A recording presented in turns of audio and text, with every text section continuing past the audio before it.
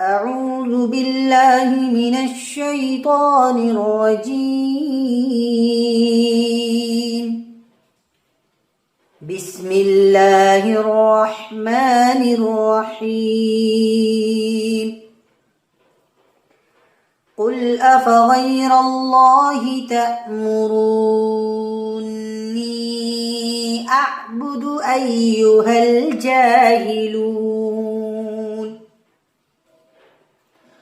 ولقد أوحي إليك وإلى الذين من قبلك لئن أشركت ليحبطن عملك ولتكونن من الخاسرين.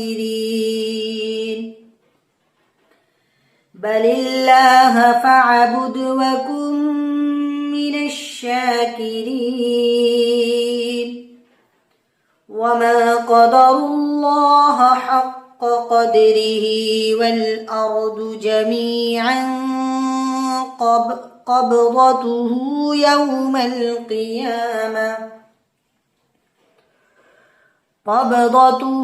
يوم القيامة والسماوات مطويات بيمينه سبحانه وتعالى عما يشركون.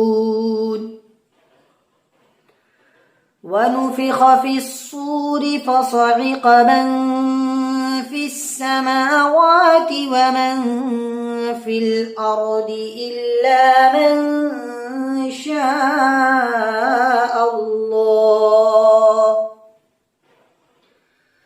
ثم نفخ فيه أخرى فإذا هم قيام ينظرون.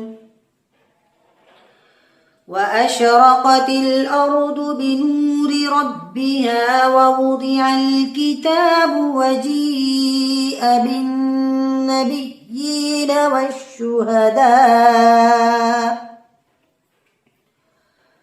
والشهداء وقضي بينهم بالحق وهم لا يظلمون.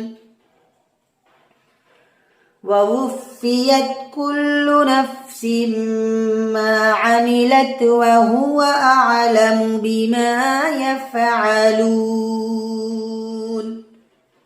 صدق الله العظيم.